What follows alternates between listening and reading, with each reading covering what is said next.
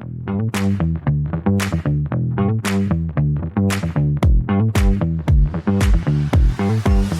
to Jersey Rules, where we break down the laws shaping everyday life in the Garden State.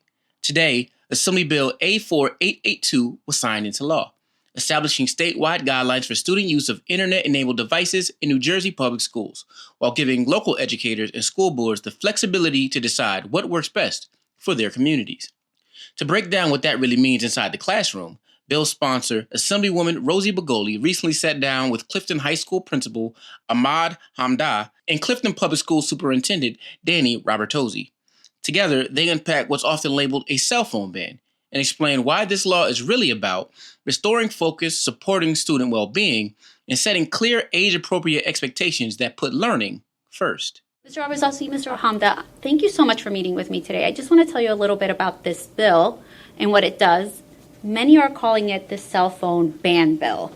It's not really a ban on cell phones, but it covers other devices that may be internet enabled in the classroom, such as Chromebooks or even your watches. But the reason I decided to sponsor this bill is because my current school, where I am the superintendent and the principal, we've never had cell phones in the classroom. Kids know that they walk in, they hand in their phones, and they have a very screen-free day.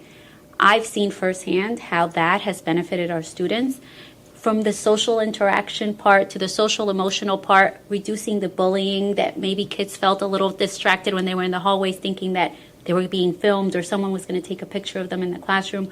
I saw those benefits, and when this bill came up, I said, I think I would love to bring that to the state of New Jersey. But within that, I understand home rule is very big for us. The way I implement it in East Newark may be very different than the way you implement it in Clifton.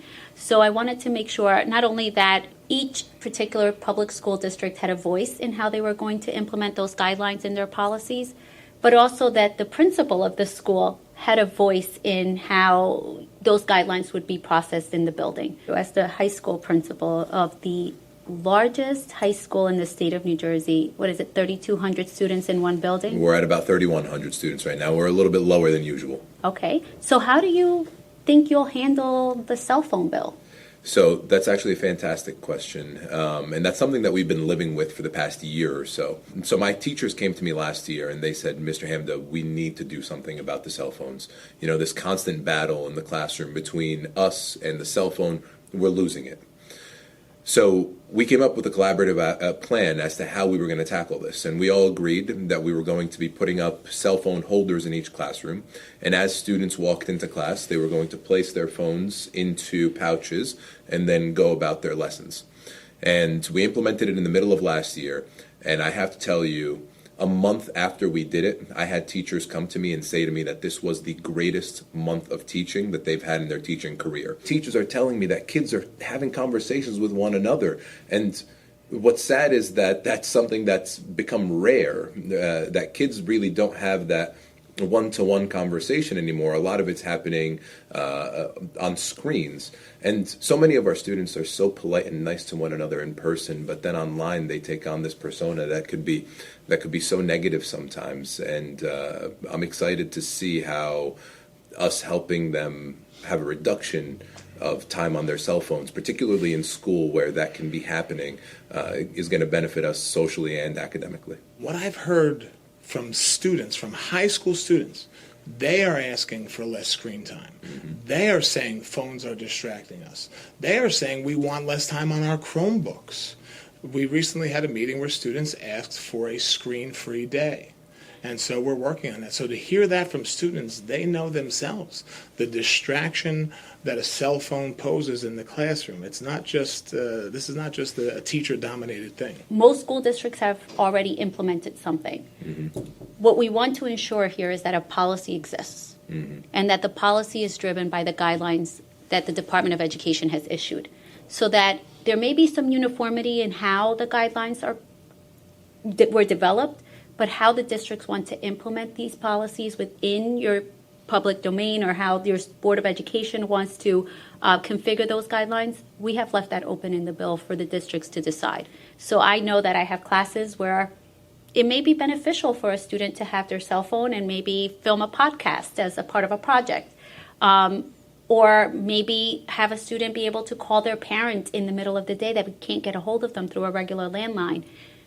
Giving the principal the ability to make those critical decisions in the moment, because we are the ones living it every day with the kids, was important for me to have in this bill.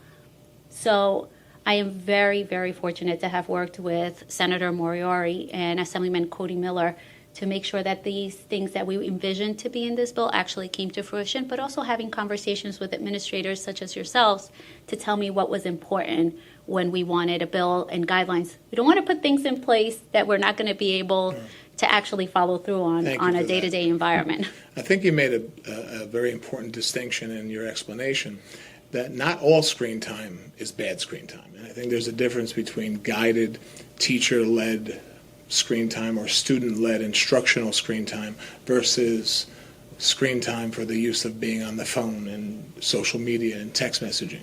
And so there is a very real difference between those things. And one clearly, research has shown, has a negative impact on students academically, socially, behaviorally. But good instruction with screen time can benefit students academically. So I think there's a balance, and there's some room in your legislation for districts to determine what is best for them, and that's critically important to us in our own school district here in Clifton. One of the questions I'm getting a lot about this bill is, Assemblywoman, safety. If something happens and you're banning cell phones, how will we be notified? Well, that's a great question, and I empathize with fearing for your kids, because I too am a parent, and I send my kid to school every day, and I'm just hoping that things work out.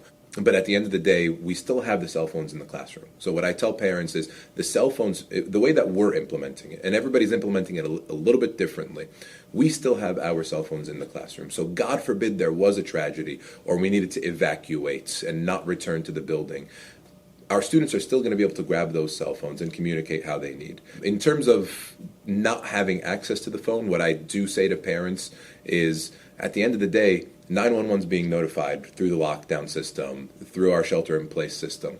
The police are on their way regardless. I know that anxiety of not being able to reach your child and communicate with them is going to be there, but that's not going to change the outcome in that moment. And in fact, it might help our police just keep the noise down a little bit while they mitigate this tragedy. Thank you. Yeah, I would add to that, as a father of four, not just as a superintendent, one of the worst things that could happen is everybody on their phones in an emergency. And the last thing you want in a lockdown are phones ringing in a classroom or people making noise in a classroom. The idea and the purpose of a lockdown is to lock down in their silence. You don't want to bring any undue attention to a classroom. So while parents are well-intentioned by calling their kids as soon as they hear something's going on or kids want to talk to their parents, in many ways we're putting them in more danger when you do that. So in many ways this cell phone initiative it covers so many different facets, from the academics to the social to safety, and that's why it's so important to us. I know there's a lot of hesitation from some districts or administrators to do something like this, but again, I'm the principal in one of the largest high schools in the state. 3,000 students, over 3,000 students, and when we implemented this policy in the middle of last year, I did not receive a single complaint from the parent community, because this is something that, whether our parents admit it or not, this is something that they want and they know that is needed. So this is something that I'm sure people are going to appreciate, and something that I'm sure people are going to support. And as you were saying, a lot of the students that I've spoken to across the state have said to me, they actually feel better walking into school knowing that they don't have to be tied to that device during the day. Yeah. It's liberating for some of our students. And that's what really sold me on it. Hearing it from students themselves, that this is something they need, something they're asking for. That's very powerful. I think students are asking for this because they know there's a problem. And as much as they enjoy being on their phones and being on social media, they can see that it's having a negative impact on their academics and their social lives. And as a principal, I have these conversations with kids, and I tell them all of their problems that they're telling me about are stemming from the cell phone. Why don't we just take that away? Why don't we just stop doing the thing that's making you sad and upset and depressed? But it is a true addiction. And this is something I speak of from experience. As an adult, I feel like I'm addicted to my cell phone. You get that release of dopamine every time you see something that you like, so you're going to keep going back to it. And that's something that as an adult is difficult for me to control. As a teenager would have been impossible for me to control. There will be students who aren't happy about this, let's be honest. There are students who, because Mr. Hamda used the word addiction, and I think that's a strong word, but I think it's very accurate. And I think there are adults that are addicted to their cell phone and social media. So you're taking something away that students may feel very connected to. So not everyone is going to be happy. But I think that the results, the immediate results that they will see, will make them realize that, hey, this isn't so bad. They know they're distracted.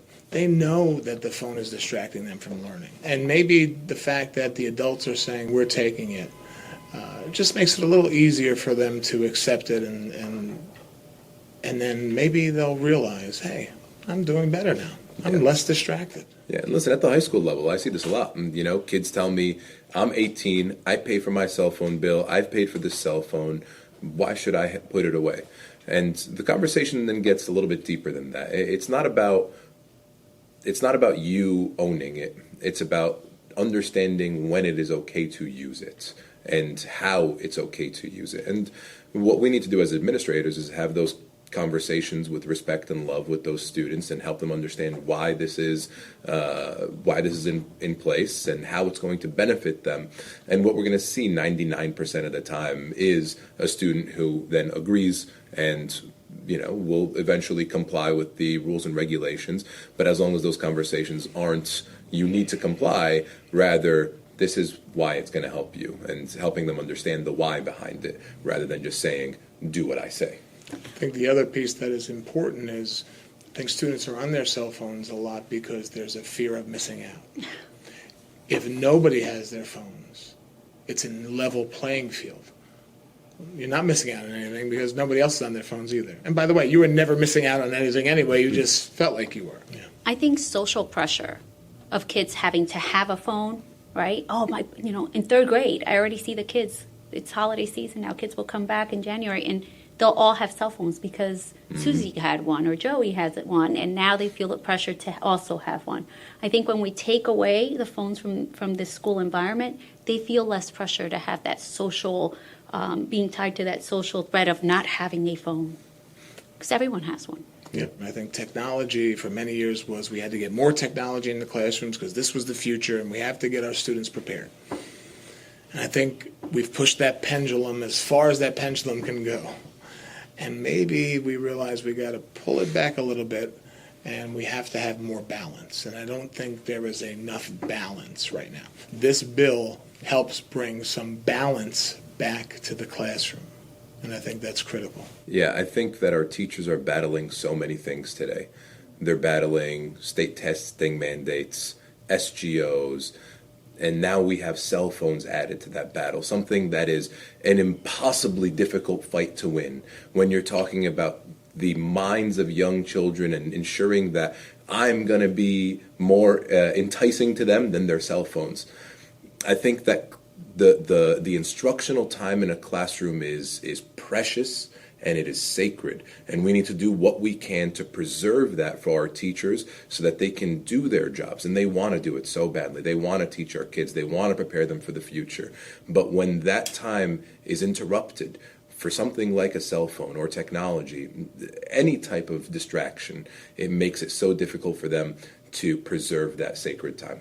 So thank you for sitting with me this afternoon and having a discussion with me on Bill A4882 and helping me to clarify to the public what this bill is really about, what we want to get from it as educators. And I really hope that this legislation helps ensure that our future classrooms are actually in the business of teaching and learning and less in the technology world. You've been listening to Jersey Rules, a production of the Assembly Majority Office. If you enjoyed this episode, make sure to subscribe and leave a review wherever you listen to your podcasts. You can find us on Apple Podcasts, Spotify, and YouTube. Thank you for listening.